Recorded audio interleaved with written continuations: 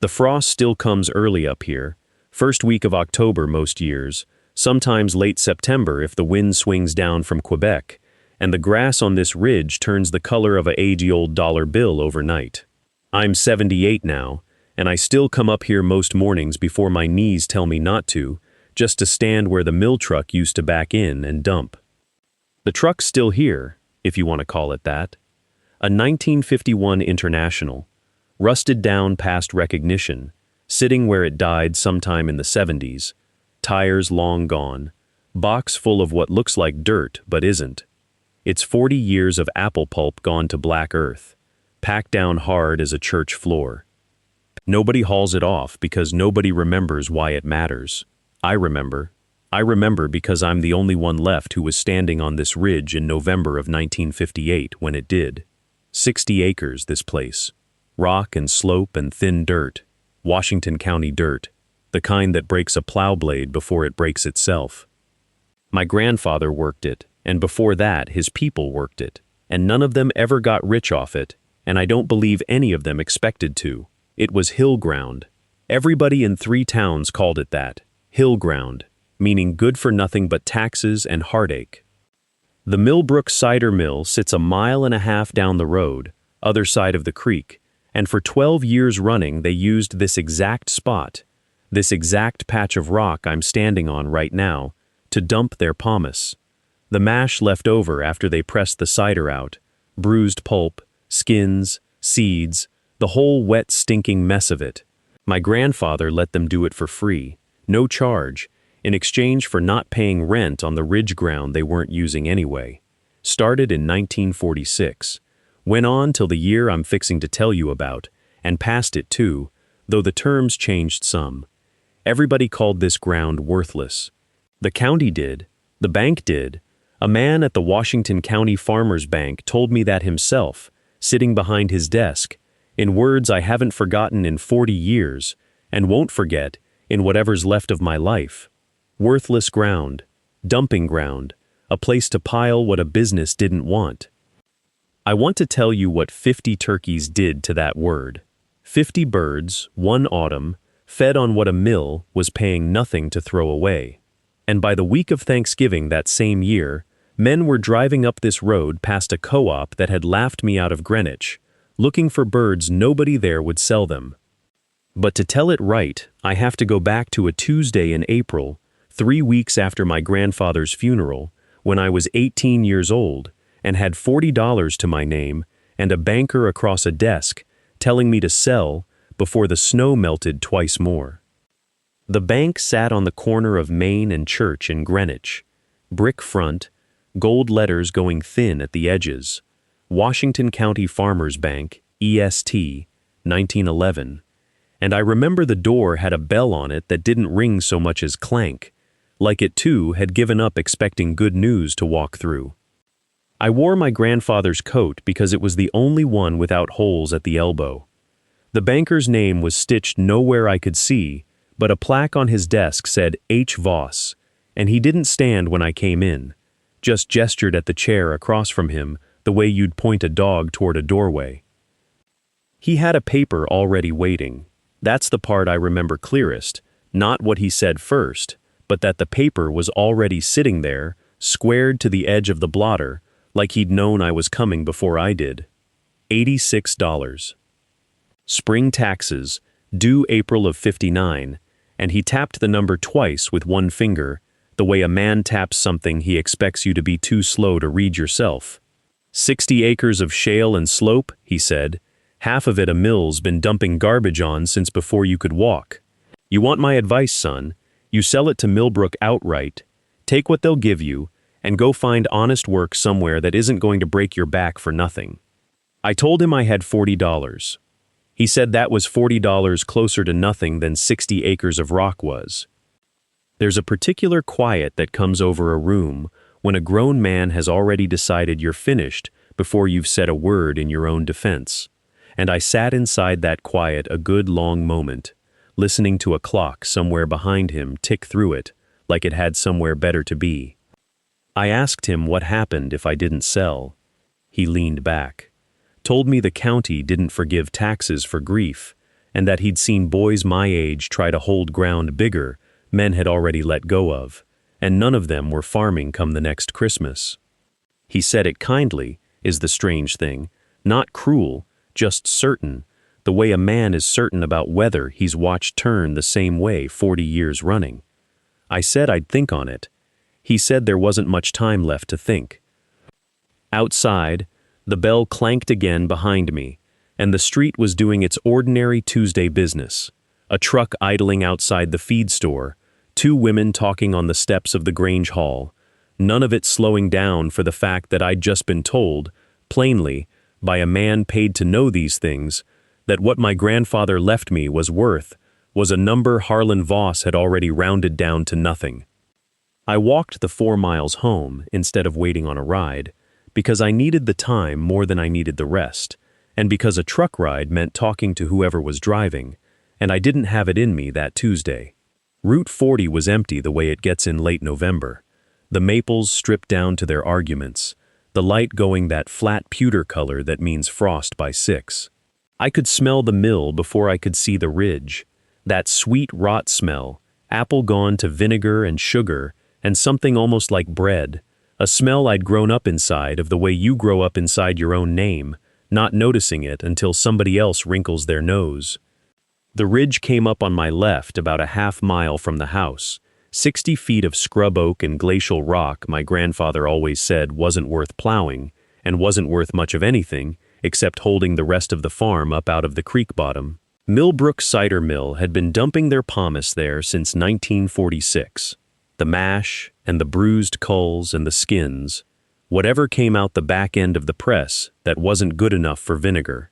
My grandfather struck that deal himself, 12 years back, some handshake arrangement where they got to dump for free and he didn't have to pay rent on ground that wasn't earning him a nickel otherwise. I used to walk up there as a boy and watch it steam in the cold mornings, watch the yellow jackets work it in September, and never once think there was anything in that pile worth more than the smell it made. The house came into view after that, and I stood a minute at the end of the lane, just looking at it the way you look at something you're suddenly responsible for, instead of something you just live in. The porch roof sagged on the north corner, where the post had rotted through 2 winters back. The barn leaned a degree further than it had in the spring, like it was still deciding whether to go all the way down. 19 head of nothing in particular, a few hens, 1 milk cow, no horses since the tractor came, and none of it worth what Voss said the land wasn't worth either. Inside, the coffee can sat on the shelf above the stove, where it had sat my whole life, and I took it down and counted what was in it twice, like the number might change the second time. $40. That was the whole of it, after the funeral, after what I'd paid down at the feed store and the grocer's, after everything a death costs that nobody tells you about beforehand. $86 owed to the county by April. $40 in a can. I sat at the kitchen table with both figures in front of me, and didn't see, yet, any way they were going to meet. The roll-top desk sat in the corner my grandfather called his office, though it was really just the room where the coats hung and the wood stove threw its heat before it reached anywhere else in the house. I hadn't opened it since the funeral. Didn't seem like mine to open, even with him gone, even with everything his bylaw now mine. That night I opened it anyway. Most of the drawers held what you'd expect. Receipts gone soft at the folds, a broken pocket watch, seed catalogs from companies that didn't exist anymore. But the bottom drawer stuck, and when I worked it loose, I found the ledger underneath a stack of Grange Hall newsletters, bound in leather that had cracked along the spine like old bark. E.T. was pressed into the corner of the cover, the same initials carved into the handle of the draw knife I'd used all summer, without once thinking about who'd held it before me. I sat with it under the kerosene lamp because the electric line hadn't reached that room yet, and the light moved when my hand moved, which made the reading slow. Most of it was what a ledger is: dates, weights, dollars, the ordinary arithmetic of a farm. Cows freshened, hay put up. A debt to a neighbor named Pelham, paid in full, March 1931, underlined twice like it mattered to him that it was paid. Then, Near the back, in ink gone the color of weak tea, a page that wasn't figures at all. My grandfather had written it out longhand, the letters tighter than his usual hand, like he'd been copying something rather than composing it. Old Mrs. Dunmore says her father fattened birds on the mash from the press, what's left after the cider's drawn off, gone hard and sweet in the barrel. Said the turkeys took to it like nothing else, grew heavier than any bird fed on grain alone, and the meat came off with a taste in it, like the apple stayed. That was all. No date but a year, 1924, penciled faint beside it like an afterthought. No explanation of who Mrs. Dunmore was, or her father, or whether my grandfather had ever tried the thing himself, or only written it down the way a man writes down something he means to get to and doesn't. I read it 3 times. Outside, past the window, I could hear what I always heard that time of year, the mill's trucks grinding gears somewhere down toward the county road, hauling another load up to dump where they'd been dumping since before I was born, free rent on ground my grandfather had signed away for nothing 12 years back.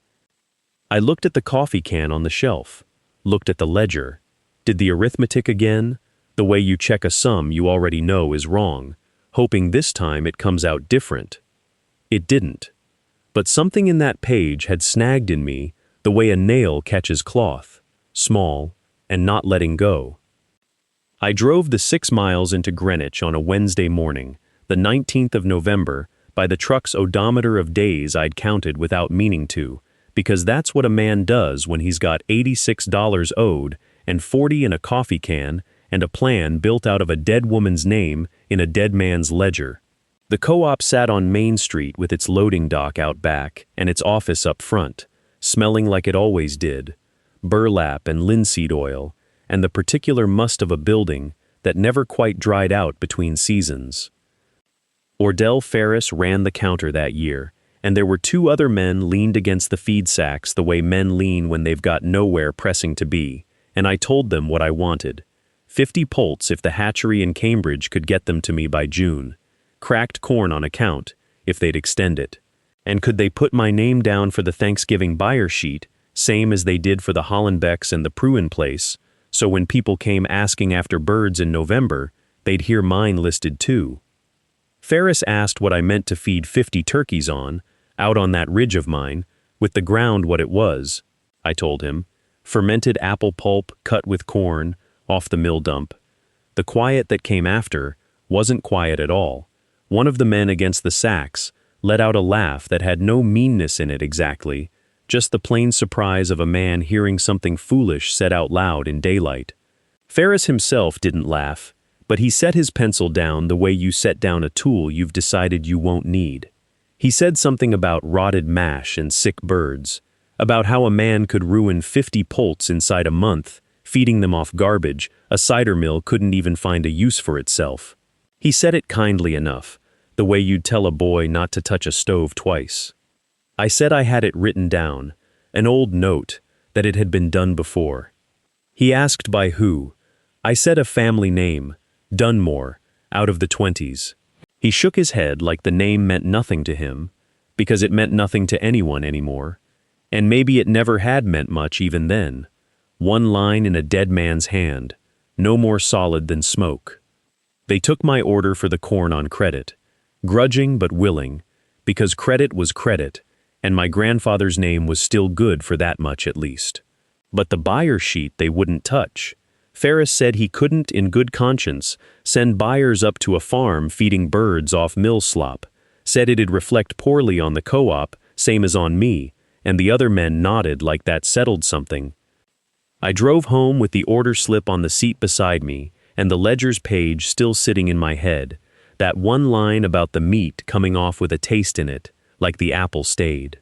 Whatever they thought of it in town, I still had 50 birds coming, and a coffee can with $31 left in it, and a ridge full of rot nobody else wanted.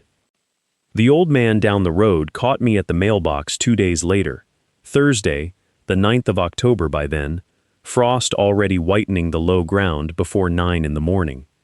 He'd heard about the co-op from somebody who'd heard it from Ferris himself. The story already turned into a joke by the time it reached him. He stood there in his canvas coat with his hands jammed in the pockets and told me plain that a boy spending his last money on birds instead of the county was the kind of thing men did once and then spent the rest of their lives explaining. I told him I wasn't asking. He said I wasn't, no, but he was giving it anyway, free of charge, same as the mill gave nothing for years, and called it a favor. He said 50 poults would eat corn all summer and give me nothing back but feathers and a bill, and that the tax office in Fort Edward didn't accept turkeys as legal tender last he checked. I remember he laughed at his own joke a little, short, more breath than sound, and looked at me like he expected me to laugh too. I didn't. Saturday morning, the 11th, I drove the truck the 11 miles to Cambridge with the coffee can on the seat, and the window cracked because the heater in that truck never did work right, and the cold kept me sharp.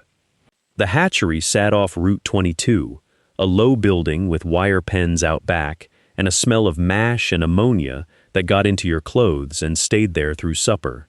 The man running it, a stout fellow named Pruitt, didn't ask why a boy alone wanted 50 broad-breasted poults in October instead of April like everyone else did. He just counted them into crates while I counted bills into his hand, 4 tens, the last of it, and didn't offer me change because there wasn't any to give. $40 gone in maybe 6 minutes. I remember thinking that. 6 minutes to spend what took my grandfather most of a summer to save toward the end, back when saving was still something his hands could manage. I drove home slower than I'd driven up, the crates rattling soft in the truck bed, 50 small sounds under the one big one of the engine, and I kept doing the arithmetic in my head the whole 11 miles, $86 owed by April, 31 left in the can, 50 birds that might grow or might not, might taste of something or might taste of nothing at all. The old man's voice kept coming back to me on that drive. Not unkind, just certain, the way certain men get when they've watched enough foolish things fail that they stop distinguishing them from the ones that don't. I got the crates up to the barn before dark and didn't sleep much that night, listening to them shift and settle above the old rot smell still coming up through the floorboards from 12 years of dumped pulp nobody had asked permission to leave there. By the second week of June, the poults had feathered out enough to move from the brooder boxes to a pen I'd built along the ridge fence, close enough to the pulp pile that I didn't have to carry buckets more than 30 yards. I built the trough out of scrap lumber from the old hog shed, 6 feet of rough pine nailed into a V so the mash wouldn't run off the sides when the birds crowded in. First batch I mixed was mostly guesswork, 2 parts pomace to 1 part cracked corn, soaked overnight in a wash tub until the whole thing went sour sweet and thick, smelling like a cider barrel left open too long in August heat. I didn't know if it would kill them or feed them. I stood at the fence the first morning with my hands in my coat pockets, waiting to see which. They ate like it was the only food they'd ever known, not polite pecking, not the cautious circling I'd seen from chicks around new grain. They went at that trough like something in it called to them, and by the second day I was already mixing bigger batches, hauling the wheelbarrow twice a day instead of once. The mill kept dumping through June same as always, 3-4 loads a week, and where before, that pulp had just rotted down into the ground and stunk up the ridge for nothing, now I was meeting the truck at the gate with a shovel, taking what I needed before it hit dirt. By the middle of July, they were the size of birds twice their age. I didn't have another turkey to measure against, not really, but I could see it in how they moved, heavier through the breast, slower to startle, feathers coming in with a strange bronze cast under the usual brown, almost coppery when the sun hit them right. The old man down the road came by one evening in his truck, said he was just passing, which nobody believed since his place was 2 miles the other direction. He stood at my fence the same as I had, quiet a good while, then said he'd never seen turkeys that color before and wasn't sure he liked not knowing why. I told him what I was feeding them. He didn't say much to that either, just looked at the pen a long time, then at the pulp pile, then back at the birds like he was doing arithmetic he didn't want to finish out loud. Before he left, he said something about how his father used to say, "Sour feed made sour meat," and I said, I supposed we'd find out come November, and he gave me a look like a man deciding whether to laugh or worry, and drove off without settling on either. I went back to mixing the mash. The birds kept growing.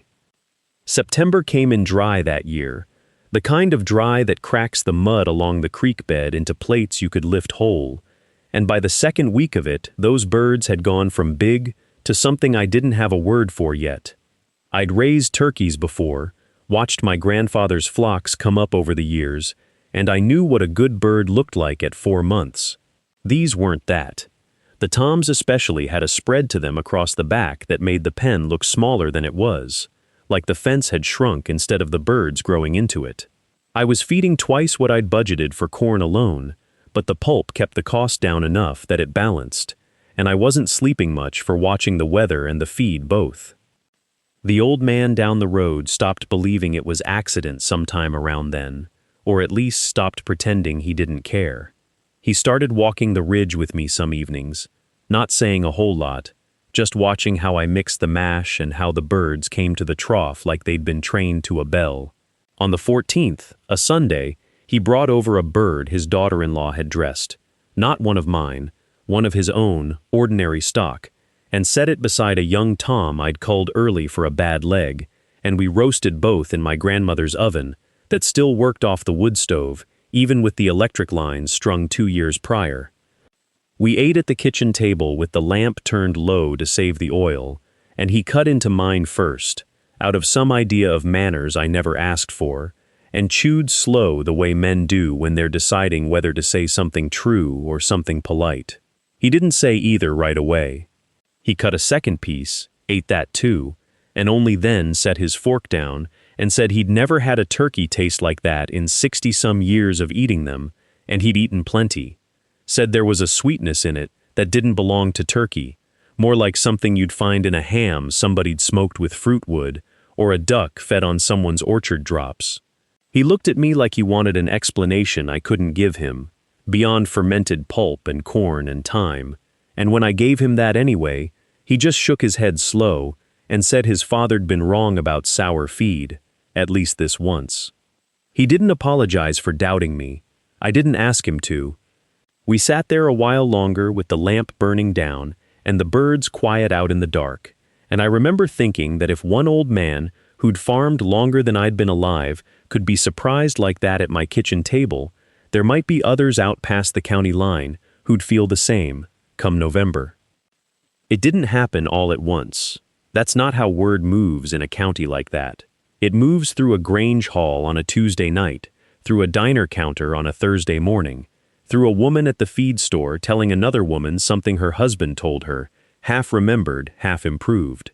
By the middle of October, I heard my own name come back to me twice removed, garbled into something close but not quite right, and I knew then it was traveling on its own legs, faster than I could have pushed it myself. I didn't push it. I didn't have to. I had 50 birds getting heavier by the week on pulp and cracked corn, and I had a county full of people who'd spent 12 years watching that ridge get treated like a place things got thrown away, and now they were hearing different. The old man down the road told 2 men at the Grange Hall that he'd eaten a bird off my table that put every turkey he'd raised himself to shame, and he wasn't a man who handed out praise for the sake of it, so when he said it, people listened the way you listen to a man who's never lied to you about hogs or weather. That was the start of it, near as I can figure. A Grange Hall comment in early October, then a diner conversation the next week. Some fellow from over near Cambridge saying he'd heard the Tibbetts place had turkeys twice the size of anything the co-op was selling, fed on something nobody else was using, and did anybody know if the boy was taking orders?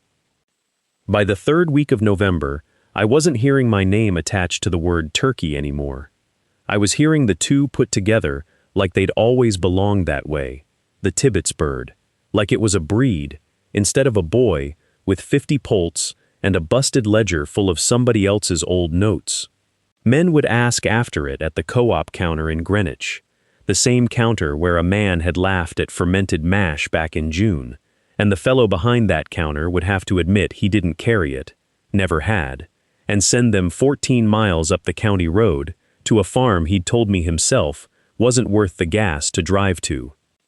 I didn't gloat over that, didn't have the stomach for it, or the time either, with birds to feed and a killing frost already come and gone twice that month. But I noticed it. I noticed the truck starting to slow down on the road past my mailbox before Thanksgiving week ever arrived. Noticed men leaning out their windows asking if this was the place. And I noticed that not one of them said Co-op First anymore. They said my name, or near enough to it. Saturday morning came up cold and clear, the 22nd, frost thick enough on the pen wire that it looked dipped in sugar. I was out before light with the lantern, breath going white, counting birds by habit even though I'd counted them the night before and the night before that. 50. Still 50. I remember thinking that number like a man counts money he's afraid to look away from. First truck came up the road before the sun cleared the ridgeline. A Ford, mud to the fenders, a man and his wife both in the cab, and they didn't even get all the way stopped before she was out and asking could she see them. By the time I had the gate open, there were 2 more cars behind that one, engines ticking in the cold, somebody's dog barking from a truck bed. I hadn't planned for a line, hadn't planned for much of anything past feeding and hoping, but a line is what it was.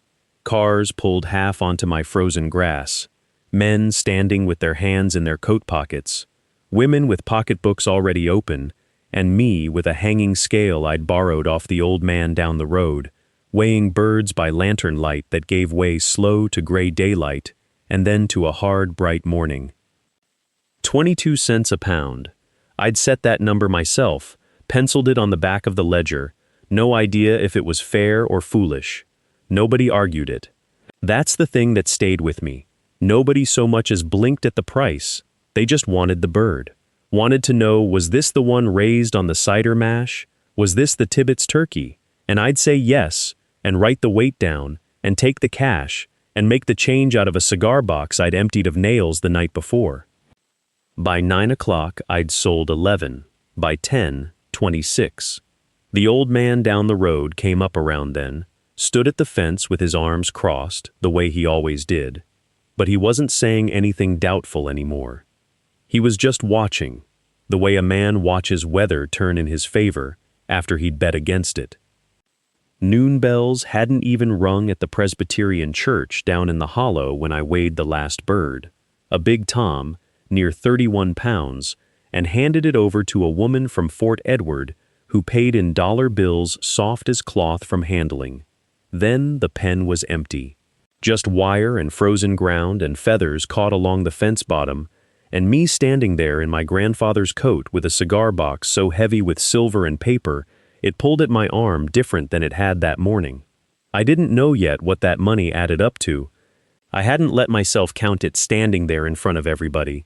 I just stood in that empty pen a minute, listening to the last truck pull off down the road, and I felt something in my chest that I still don't have the right word for, even now. It was the following Tuesday, the 2nd of December, when Otis Millbrook, I hadn't ever called him by his Christian name before that day, only Mr. Millbrook, the way you'd address a man who owned something you needed, drove his Ford pickup up the Ridge Road and parked it crooked by the barn like he wasn't sure he had the right to pull it any straighter. He came around holding his hat instead of wearing it, which I noticed before he said a word, because in 12 years of dumping his pomace on that ground, he'd never once gotten out of the truck to shake my grandfather's hand. He'd just backed the wagon up, tipped the load, and driven off. He asked about the birds first, careful, like a man circling a subject he wasn't sure he was owed an answer to. Then he asked what I'd fed them. I told him plain. The mash, the corn, the ridge ground where his own mill's leavings had sat rotting sweet under the frost since September. He went quiet a minute, turned his hat once in his hands, and said he'd pay 2 cents a pound for the pulp going forward, cash on delivery, if I'd let him keep dumping there. 2 cents a pound. On something he'd been setting down for free since 1946, back when my grandfather let him use the ridge for rent he never once collected. I stood there doing the arithmetic slow, the way you do when a number seems too generous to trust, and I told him I'd need it in writing. He said that was fair. Said it twice, actually, like the word cost him something on the way out. Word about the mill's offer got to Greenwich faster than I did. By Thursday, the same co-op men who'd laughed me out of their office in September were sending buyers up my road instead of turning them away at the counter, telling them there was a young fellow out past the Millbrook place with birds worth the drive, like it had been their idea all along, like they hadn't stood there in their aprons back in the fall, telling me fermented mash would rot a bird's gizzard by October. Nobody said sorry. Nobody says sorry in this county. They just start sending business your way and let that stand in for it. I didn't feel triumphant about any of it, not the way you'd think. Mostly I felt tired and careful, like a man walking on ice he's not sure has finished freezing. I put the mill's 2 cents a pound in the same ledger drawer where I'd found my grandfather's note about fattening turkeys on fermented mash, and I sat there a long while just looking at the 2 entries side by side, 30-some years apart, like they were talking to each other in a language I'd only just learned to read. The $86 got paid at the courthouse in Fort Edward on the 2nd Tuesday of March, 1959, in cash, and the clerk counted it twice, like she'd never seen a boy hand over exact change for anything that mattered. I remember the walk back to the truck more than the paying itself. A hard blue sky, snow still crusted along the fence rows, and the particular feeling of a debt that isn't yours to carry anymore. The farm was never sold. Not that spring, not the spring after, not in any of the springs that followed one into the next, until I was the one being called old by the men at the co-op counter. I'm standing on the ridge now, and it's not much to look at if you don't know what you're looking at. The mill still trucks pulp up here most autumns, same as it did in 1946, except now, there's a check that comes with it instead of a favor, and the arrangement gets written down instead of just understood, between 2 men leaning on a fence. The pomace still smells the same, that sweet going-over smell that told the old man down the road I'd lost my mind, and told my grandfather, 30 years before either of us, that a wasted thing is only wasted until somebody figures out what it's good for. I've thought about this a long time, longer than the story itself took to happen, and here's what I've settled on. For whatever it's worth to you, the thing people pay good money to haul away is sometimes the exact thing worth building a name on. Not because it's secretly valuable in some way nobody noticed, but because nobody else is willing to stand close enough to it to find out. That's the whole trick, standing close to what everybody else has already decided is worthless. I don't know what's sitting in your family's barn, or your grandfather's desk drawer, or some root cellar nobody's opened since Eisenhower was president. Might be nothing. Might be a ledger with 1 sentence in it that changes how you spend the next 40 years. You don't find out by selling the ground before you've walked it. If you've got a barn like that, or a drawer, or a ledger with somebody's handwriting in it you haven't made sense of yet, tell me about it down in the comments. I'd like to hear what's waiting on your place, and if this is the kind of story you want more of, stay close. There's always another ridge, another drawer, another kid nobody thought would make it through the winter.